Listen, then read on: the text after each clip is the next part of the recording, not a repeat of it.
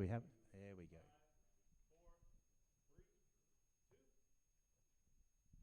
Okay, so good evening, everybody, and welcome, and thank you all for coming here to the Crooks Fire Information Public Meeting.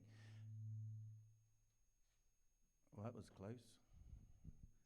There we go. So, first of all, I'd like to introduce myself, Sean Collins. I'm the Public Information Officer for California Interagency Incident Management Team 4.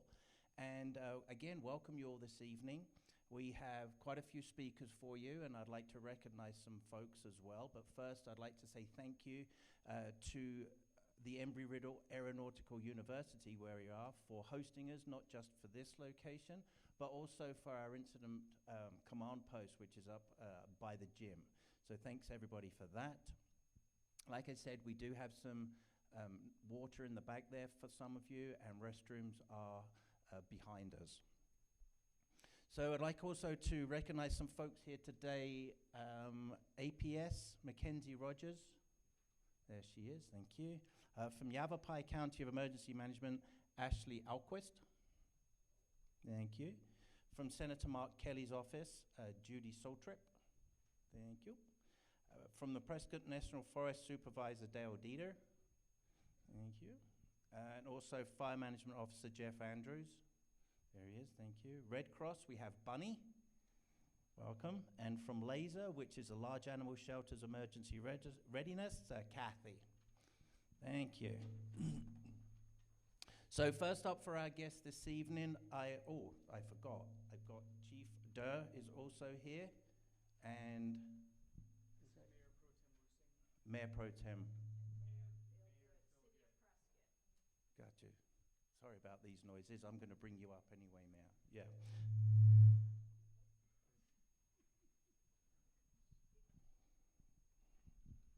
Wonder if it's my watch interfering with that Bluetooth signal. Could be, huh?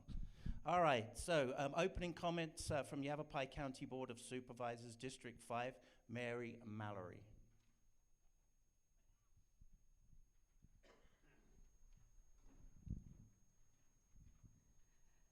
Good evening, everybody. It is amazing to be here tonight and to see all the progress that's been made in the community. I cannot tell you how much we appreciate all of our first responders and what you are doing for our community. I want to thank Embry-Riddle again for the facility, and they're always such a great partner here in Yavapai County. I am Mary Mallory. I am the chairman for the Board of Yavapai County Supervisors this year. I am the supervisor for District 5, and this fire has been in District 5 the whole time. So I am the direct supervisor, and for those of you that are here that live in that area, please feel free to reach out to me. I am very accessible. I am here for you to help you with anything that you may need, questions, anything at all. Please don't hesitate. You can meet with me after the meeting if you'd like. So again, I just, can't thank our first responders enough. God bless all of you. Yavapai County is a community. We are a family community, and we are here for all of you. And I'm hoping that this next week we'll be able to get you back into your homes. We've had some success with getting some animals out of the areas and things like that. I've met with some of the folks last week and kept personally in contact with them. So God bless you, and thank you again, and thank you for the opportunity for me to speak. Thank you, Supervisor. Before we go to our operations update, we'd like to show you a video that was shot yesterday, and it'll have a flyover of part of the fire area.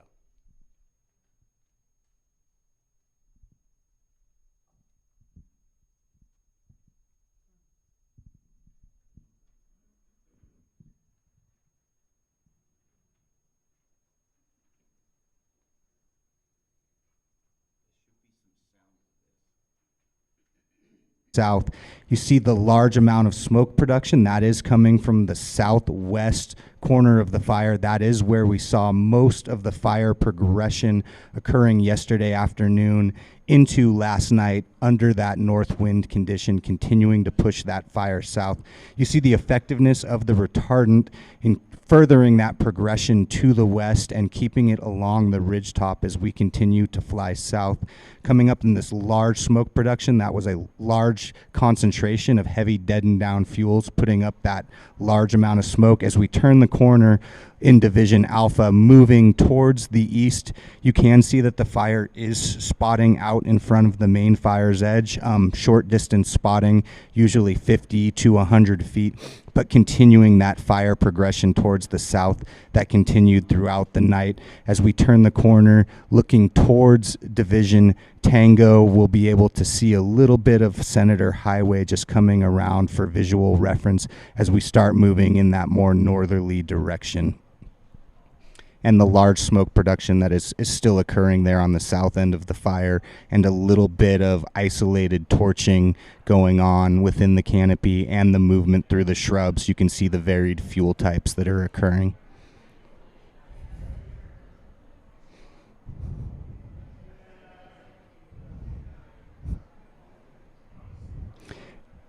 We're taking a look here in the Division November area. You can see on the landscape the varied severity of the burns. There are some areas where there was some high severity burn, but there are also green pockets of fuel. This is moving in towards the Lima area. You can see the amount of work that's been done on the north end of the fire, and that most of that smoke production and fire growth is on the south. As we're coming around the corner into Division Lima, this is where we do show fire's edge, and you can see the tremendous amount of work done by the troops on the ground. Very few smokes showing on the eastern side of this fire as we're turning the corner north and seeing Mount Union. We did not have any infrastructure damage in the Mount Union area, and the resources have been doing a great job here on the north side.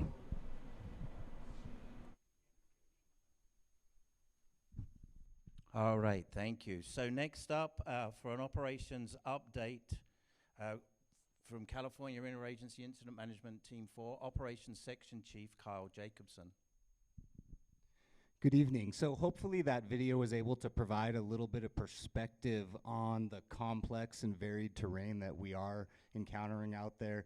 The accessibility, very few road systems out there. We were hoping that would just help give you a visual of the type of terrain and some of the, adversity that the firefighters are facing out there, but also the tremendous amount of work that's been done and how much of a change there has been since we've started on this fire. As we move into just kind of what's going on today and what we're currently working on, Division Kilo, a big change in the map from when we last spoke a few days ago. You can now see that we have shown containment all the way across the north end of this fire on the 261 road into Mount Union and all the way up to the top of Mount Davis. A tremendous amount of progress has taken place on the north side of this fire. We've really been focusing our resources on this north end of the fire to try and protect the infrastructure, the homes, everything that we have north of the fire. And as we've made progress on this north end of the fire, we've been able to start shifting our resources down around as we work south. So Division November, that's that area. You saw very few smokes coming up in the video, in that second video that we had. They've done a great job of mopping up and securing this perimeter all the way down to Moscow Peak.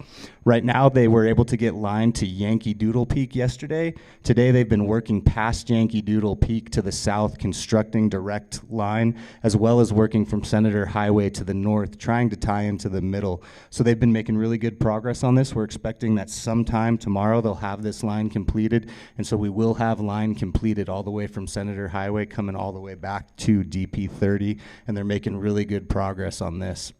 Down in Palace Station, we did a little bit of structure prep in here just in case this fire does decide to do anything, as well as we do have a few private structures in here as well. So they're in here doing structure assessment, getting in sprinkler systems to protect any infrastructure that could potentially be impacted if the fire does decide to continue moving under a different wind direction to the northeast. And so we have been under a primarily northerly flow, which has been pushing this fire south. You can see that it has grown in a southerly direction. We are expecting that wind direction to shift over the next few days.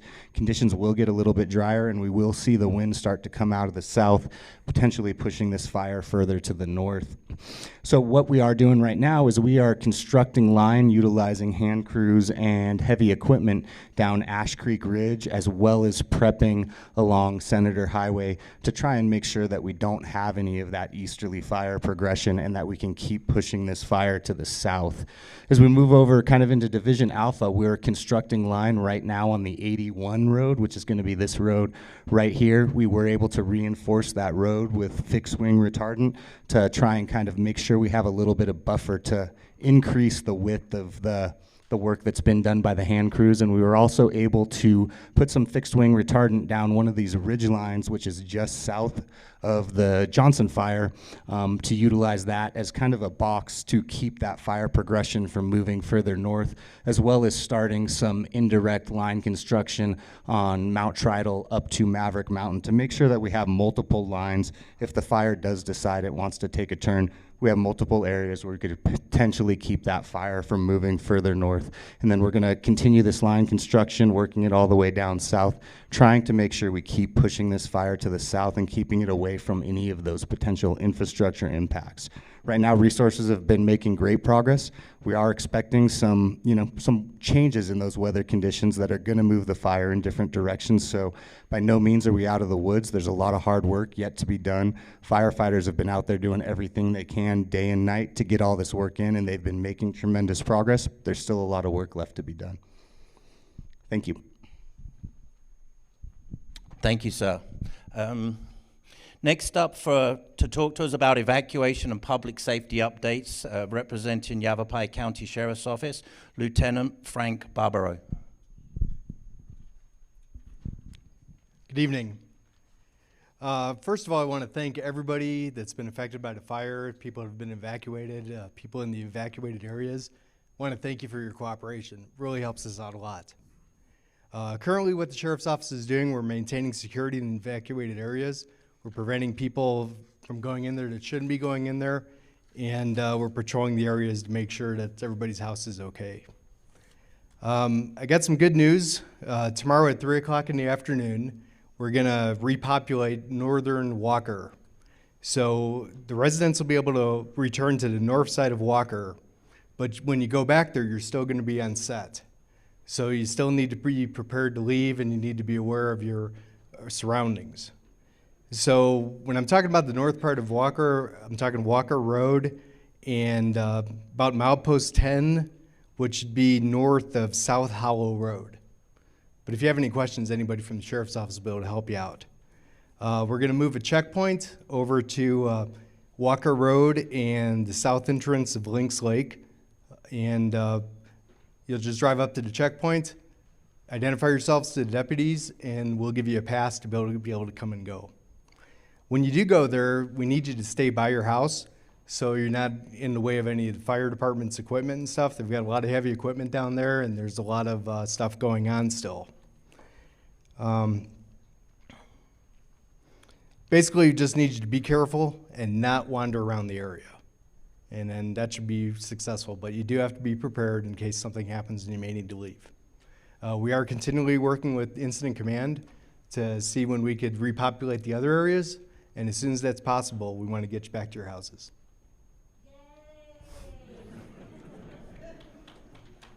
Thank you very much. Thank you, Lieutenant. Next up, our agency administrators, and from the Prescott National Forest, also from Bradshaw and Chino Ranger District, District Ranger Sarah Clausen, and with her from the Arizona Department of Forestry and Fire Management, Chief Jake Guadiana.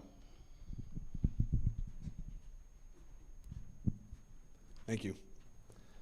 So I've heard a lot of thank yous coming from the community to the firefighters. I've talked with the troops on the ground, hear them every morning, and just how receptive the community is. So they wanted to send that thank you back. Sometimes we'll get in different parts of the country where maybe the communities aren't as receptive. I've had folks, or they were telling me stories of folks that offered to buy them beer at 6:30 in the morning, part of them heading to shift. I guess I expect nothing less from Yavapai County. Yeah, those firefighters politely declined. However, the offer was duly noted, so they appreciate what you do. What I want to talk about is the community of Walker as a whole. And Lauren, would you raise your hand real quick, please? Are you still the Firewise chair of that community? Yes. Okay.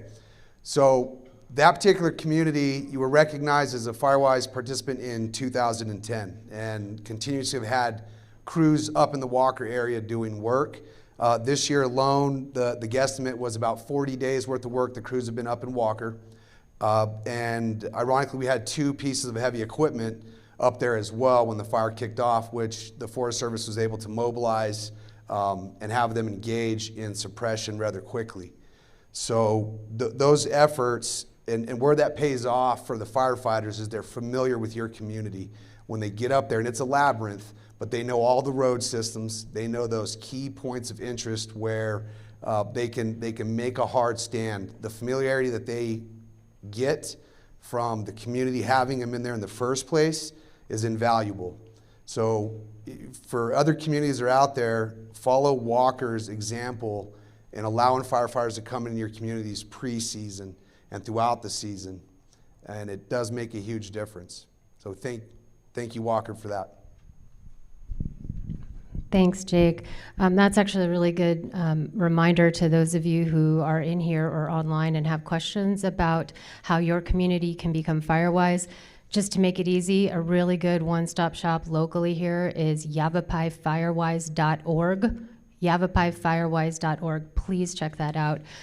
We can't tell you how much it means to us for those of you who live in this community to do your part to help keep your home safe, but also provide a safe place for firefighters to engage if ever they have to come there. I just want to say that I'm incredibly grateful to all of the collaboration and cooperation and partnerships that we have here locally and extending that to the team. I can't tell you how smoothly it's going. It's not surprising, but it is incredibly important to have that excellent communication, coordination, and collaboration here during an incident and all of the pre-season work that we do, even with many of you, including our Firewise representatives. So things are going great out there. Just wanted to give you that confidence that from the standpoint of smooth operations, we certainly have that. While we just heard the great news from Lieutenant Barbaro about repopulating the north side of Walker, I just want to remind you all that at this time, we are still going to keep that same fire closure area in place. So please understand that if you are returning to your home, as Lieutenant Barbaro mentioned, you still need to follow the closure area, which means that you can be in your home and you can come and go, but you really do need to stay outside of the forest area. Same is true for members of the community and the public. We do still have that closure area in effect. We will be evaluating that on a daily basis, okay? So we look at if there's an opportunity to shrink that closure area, even just a part of it, where we can let people in to their favorite trailhead where they aren't accessing the closure area from a trail, but the Lynx Lake day use area, favorite campgrounds that are currently under a closure area. We are continuing to reevaluate that. We ask for your patience with that, as well as your understanding and flexibility, because as you see the fire is changing shape on the landscape, that also means our closure area may change shape. So if we're able to reopen some portion of the forest, we may have to close another portion just based on fire activity. So continue to check out the Prescott National Forest website or Facebook page for updated information on our closure area. I think before I turn it over to the next speaker, I've been checking out Facebook page and social media, and I see a lot of comments thanking our firefighters and saying stay safe. I've seen a couple happy birthday messages to a firefighter that's out on the fire. I know many of you know folks that are there, and many of you online. Perhaps you're interested in checking out tonight's update because you're curious what your loved ones or your friends are experiencing out there. I just want to tell you that this team is doing a great job of making sure they have a safe working environment. They have plenty of opportunities to provide extraction. You can see from that video that there's some really steep country. And we do not want anybody to get stuck out there without knowing we can get them out quickly in case of an injury. So they're providing all of that to those firefighters out there. They're providing warm food, showers. They're providing extra internet service when they get back to the camp to make sure they have good enough cell service to contact loved ones or do some FaceTime over a Wi-Fi connection. So just know that if you're curious how those firefighters are doing, I know all of you care about them as well, and I want to thank you for that care. Rest assured, we're doing everything we can to make sure that they're healthy, happy, and yeah, they feel that love from you. Thanks. Thank you both. Yes, ma'am. I have a question or two for them. We will get to that at the end, ma'am, if you don't mind. Yes, thank you. Next up from Prescott City Mayor's Office, Mayor Phil Good. Thank you, Sean. I just want to say that I'm been most impressed with the consistent and effective communication with and between all of the parties that are leading to this collective effort. I really feel that I've been able to be fully informed and can reassure the public at large that our city and our impacted neighbors are in very good hands. With the daily morning and evening incident updates and the daily cooperators updates, along with our own community outreach director, John Haney's posts, I think we have the understanding of the public at large so that their willingness to be cooperative and be supportive, I think, is being illustrated to all of the people on the ground and who are working on this effort. The coordination of our law enforcement, our county sheriff and deputies, along with our city police, our fire assets, both the incident command leaders, Prescott National Forest leaders, CAFMA, along with the Prescott Fire Department, has been really remarkably cooperative.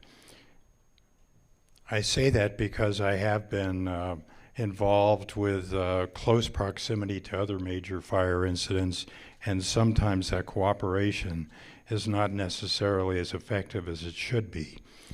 The utilities, Arizona Public Service being able to respond to people's needs and concerns about energy, I think also is an example of that great cooperation. I want to thank Dr. Carlson here at Embry-Riddle for making available these facilities for both incident command and for these updates. Dr. Lisa Ryan at Yavapai College also has made available her gymnasium for the evacuees.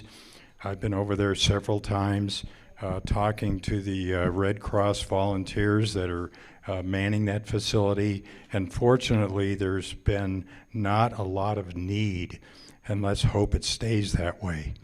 I was there the second night when we had about 150 young campers up in those areas that had to evacuate with very, very short notice, and it was very well organized and orderly.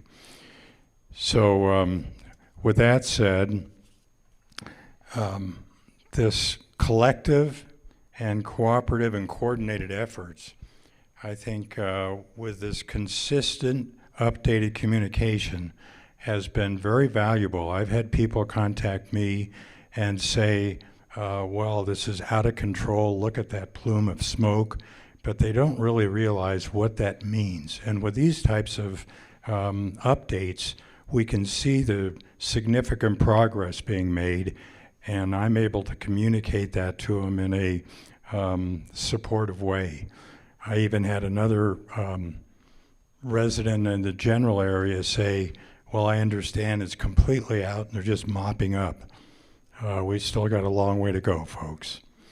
So I will say that the best possible resolution to this threat in our community is kind of in sight, but again, it really, I think a lot of it has to do with the weather. And I don't know the chaplain that General Patton had, but I would ask for a weather prayer. And may God bless and protect all of you firefighters and the community at large. Thank you. Thanks, Sean. All right, thank you, Mayor. Next up, representing California Interagency Incident Management Team 4, our Incident Commander, Rocky Opliger. Actually, I was going to borrow those too. So. Thank you. Yeah, very good. Yeah, good evening. My name is Rocky Opliger. I'm the Incident Commander for California Team 4. I really just want to start out by thanking each and every one of you attending the meeting tonight to get the latest information, and certainly thank those that are logging in online virtually to ensure that they're getting information and can share that with each and every one that can't be here physically or get online to attend. Want to talk about, too, the evacuees, and we know the impacts, and thank you for the patience of those that have been evacuated and did evacuated, and really thank our law enforcement for the good news, allowing those folks to get back into the Walker North. But I want to caution one thing, and there's a great handout in the back to talk about the potential hazards that still exist out there. We still have a lot of equipment that's going to be out there for the folks that are going back in, the residents. And when you take a look at fires, and having done this as long as I have, some of our injuries that happen to our civilians are those that decide they want to go and take a closer look to the fire. The fire has really weakened a lot of trees out there, and at any time with the kind of winds we have, those things become hazardous, and those are folks decide to go into the fire's edge. That could be extremely dangerous. The other thing, with a lot of the vegetation gone, there's potential for rolling rocks. And we've had many injuries, even to our firefighters working areas where just out of the clear blue sky, suddenly a rock decides to come down. The third thing, like I said, is a lot of heavy equipment and working around that and the traffic flow, that you're going to continue to see that, and you're going to continue to share with your folks. You're also going to see smoke, and you're going to see a lot of aviation assets still flying the fire. The other one that's really a lot of people don't talk about, where we've had most of our injuries, is while the fire looks like it's out, you'll see a white area on the fire called white ash, not realizing that if you step on that, it could have been a stump hole. And we've had several folks, civilians in the past, that have had injured by burns, by that heat that's still in the ground. So we caution you, and there's a great handout that outlines those things to each and every one of you, and share that with folks. It's just great information.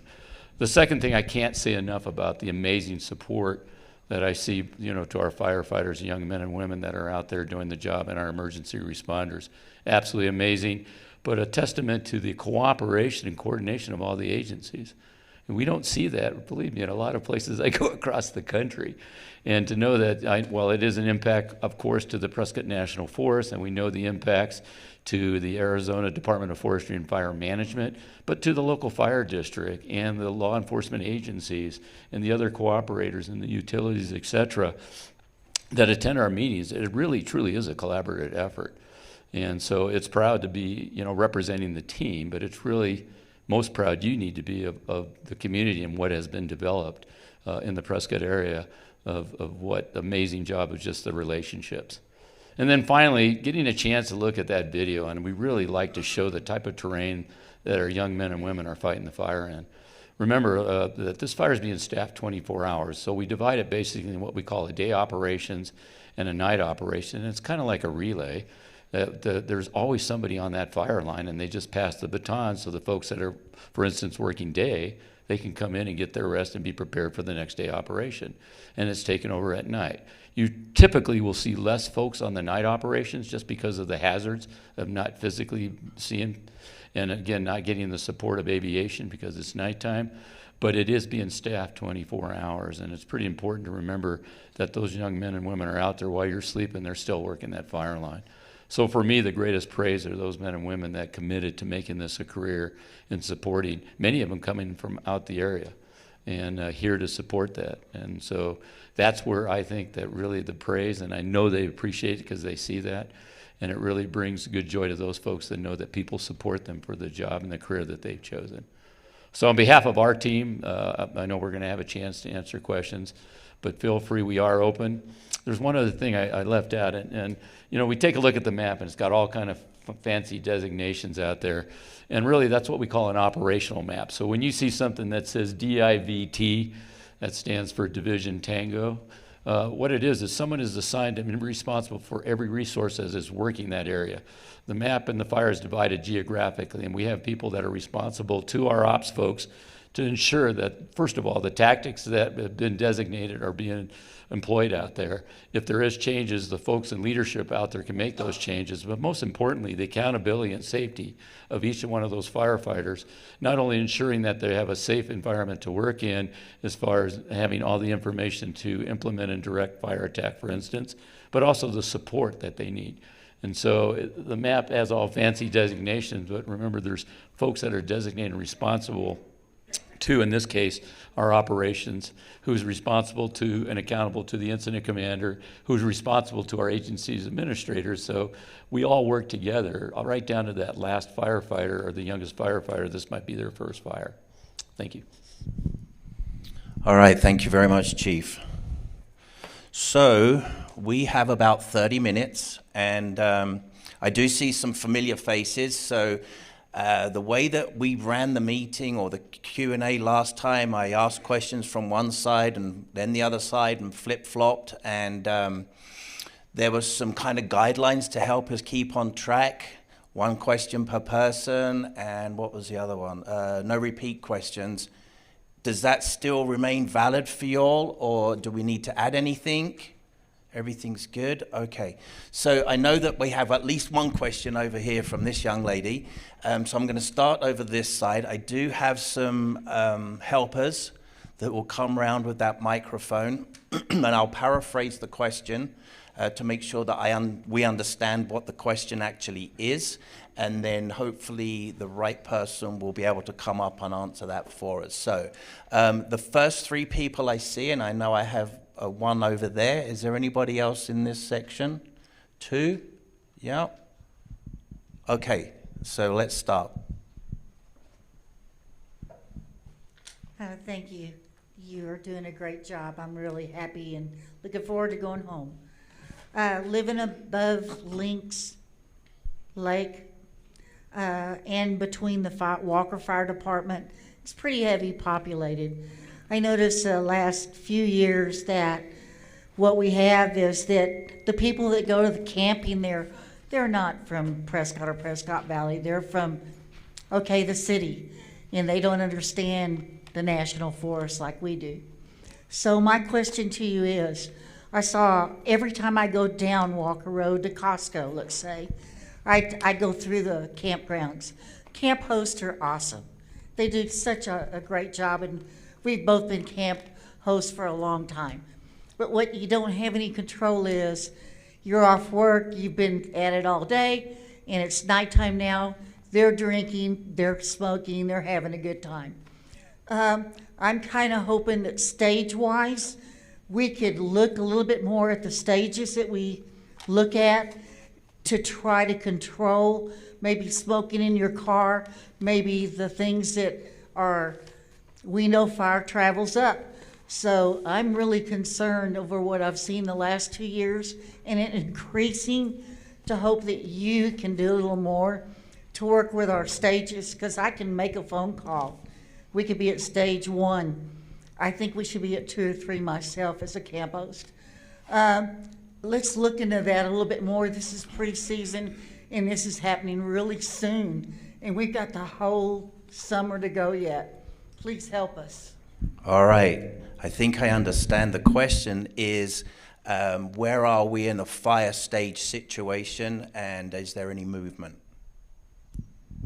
So I called in reinforcements for this, and I'm still going to call them up just because I know we'll probably get questions about fire restrictions. But the first thing I'll say from the standpoint of patrol as we get in farther into fire season is we do have a number of forest patrols on staff that go out and they know the common areas where we're concerned about some of the dispersed camping areas where there may be a fire ring or we still go and check and make sure that fires are dead out.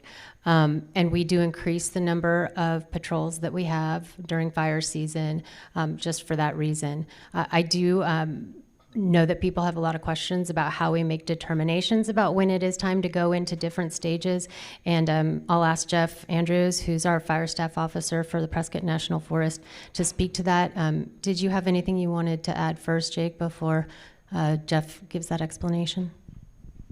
Yeah, and to touch on that, we do all collaborate as far as agencies go and how we get into those restrictions. But it's important to realize, too, at least from the state, we provide service to 22 million acres for the entire state with staff that sits at about 150 full-time employees. So that's a lot of ground, not only to treat preseason, but then also when we go into restrictions to be able to keep a close eye on.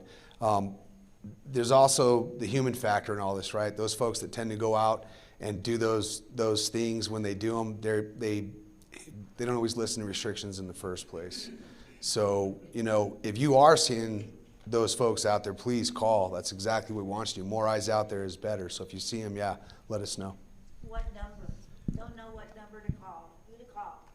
So Arizona, if you go to just Google Arizona Department of Forestry and Fire Management. So it's as simple as law enforcement. If we're in restrictions, the county sheriff is the way to go for that. Okay, thank you. Okay, good evening, Jeff Andrews, Fire Staff Officer in the Prescott National Forest. So appreciate the question there, and we get a lot of those questions all the time and all year long. So first and foremost, we want folks to be able to enjoy responsibly the National Forest System lands. So we don't like going into restrictions because we want folks to be able to enjoy the forest lands. So every year we have discussion and a lot of coordination with our partners, as Jake said. So usually starting in April, about April 1st, depending on the conditions in the forest, we have coordination meetings with our partners, and so we meet on a weekly basis. First and foremost, one of the things we look at is the science. And so what I mean by the science, I'm talking about the fuel conditions and the weather, maybe the proximity to monsoon, what kind of drought conditions do we have, the dryness of the fuels. There's a number of things that we look at there. So a couple of the other things we look at is the availability of resources and the fire activity, not only in the Prescott area or Arizona, but we look at it on a geographic scale. For example, New Mexico right now. They've got a fair number of fires in northern New Mexico, pretty significant sink on our resources. And so if we were to get a start here, that would impact our availability for initial attack. So we're looking at that on a weekly basis. Right now, of course, we've had a dry winter. Couple that with a really fairly robust monsoon season last year, so there's a little bit of growth. But the one thing I would say, looking at this year compared to where we were last year, our fields are in a little bit better condition. This fire has been going on for about a week right now. We're at 3,500 acres. We're not seeing what we would classify extreme fire conditions at that point. So I can assure you that we look at it on a weekly basis. We've got a lot of partners, federal, state, local, that are involved in our decisions. There's quite a bit of coordination from local fire districts, county emergency management, Jake and his team, our Forest Service neighbors, and we like to have a consistent and coordinated message there. So something we seriously look at, and I have no doubt we'll be in restrictions fairly soon here. If I had a crystal ball and had to guess, it's probably going to be sometime mid-May, maybe the first week in May, and we'll continue to fine-tune that as we meet again on Tuesday. So does that answer your question?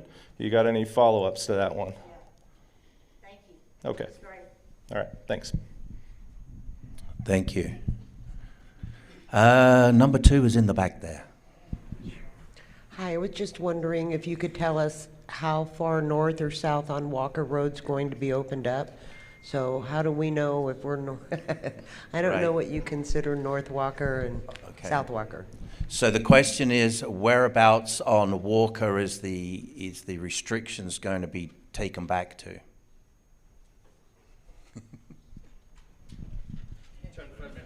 Yeah, for sure. Okay, so where we want to make the cutoff point is milepost 10. And when I looked at the map, there's a road called South Spruce Hollow Road, and that's about where milepost 10 is. So we did post a map on our Facebook, so you'll be able to look that up. Also, if you call us up at the command post at the sheriff's office, they could transfer you to whoever's in charge, and they could advise you if your residence is within that boundary. Thank you. So we come over to this side now. Any questions? I have one. All right, just one. Thank you. Hi, I'm just wondering why it's called Crooks Fire. So the question is, why did we name this the Crooks Fire?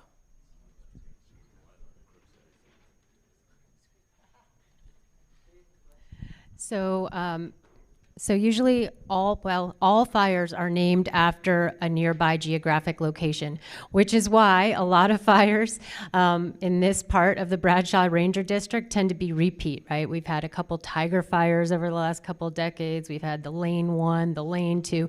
We have a number of fires in this area, so we often have those repeat names. I believe it's Crooks Creek, Crooks Peak. I'm looking at our fire staff officer. I know I saw Crooks Creek on the map. Short answer, geographic location. Don't read anything into the word crooks, right? Thanks. I said the same thing being the crooks I see. Yes, thank you. All right, so swinging back over to this side, is there any more questions? One in the back. Okay, just one.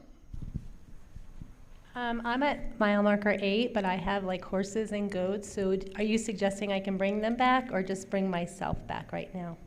That's a good question. Regarding repopulation with large animals, is it advisable to keep them out for the time being as we're going into a set, or bring them back?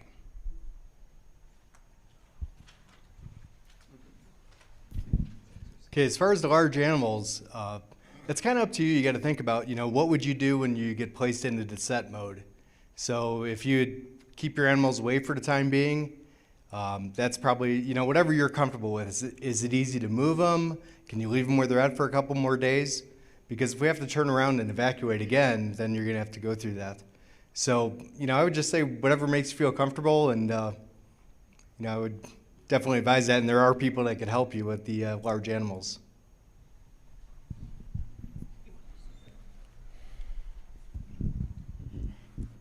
Marianne, I see you. We have your horses at the large animal shelter. Yes.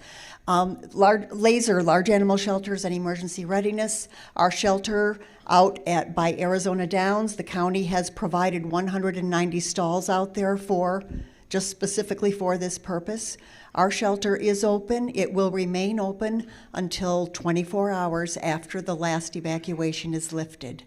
We have staff there 24/7. So we can continue to take care of your animals at the shelter. Thank you. Thank you. I understand they have some ducks, chickens, and a noisy rooster. Okay, coming back over to this side, is there any more questions? No, seeing none. Back over to this side, I have one. Just one? All right. There we go, thank you. So my question is this mainly an understory fire? Has it jumped to the top of the trees, and is that its travel path, or is it mostly staying low on the ground? So the question is, what kind of fire is this? High, low intensity?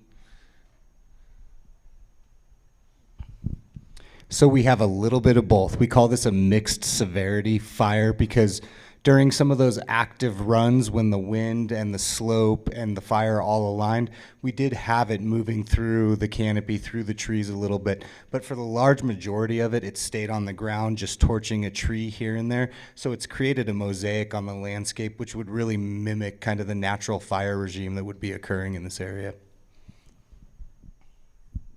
All right, thank you. So I come back over to this side. Anything? Good. Anything over on this side? Okay, that's good. Before we go to closing comments, I just want to say to you guys that we do have a bunch of information officers that are around. You want to talk to them, have some more in-depth conversations with any of our representatives here, we can do that. And we'll stay here as long as possible. Myself and the IC have got another 15 minutes, and then we have to go back to doing our regular job. Oh, that's a good question. Any questions online, or do we get those? We're good online, thank you. So just with a closing comment, we'll bring up from the National Forest, Sarah Clausen.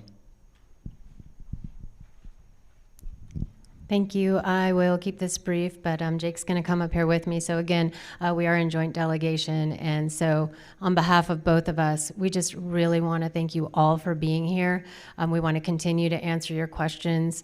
We very much feel for you, being away from home, not knowing when you're going to be able to get back in, not knowing if your home is still a threat, and that goes for folks online who are still looking at this fire activity and wonder what's going to do. I just want to remind you all that, again, because of the difficult terrain, we need some patience, but while it's going to take a while to safely engage with the fire in some of these lower areas to the south, so just know that it may be slow going, but that's because that's the only way to really fight fire in much of this part of the country. So patience, gratitude to all of you. We hope we're getting all of your questions answered. And did I miss anything, Jake? No? No. Okay. All right. Thank you all so much. And, oh, yes, ma'am. Can we go back up Walker Road now towards the Walker Fire Department, back home?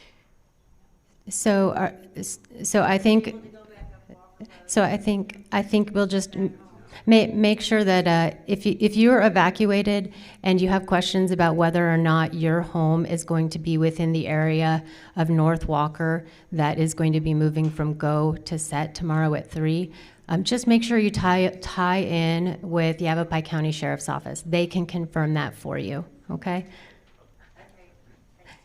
You're welcome. Thanks for the question. All right, thank you.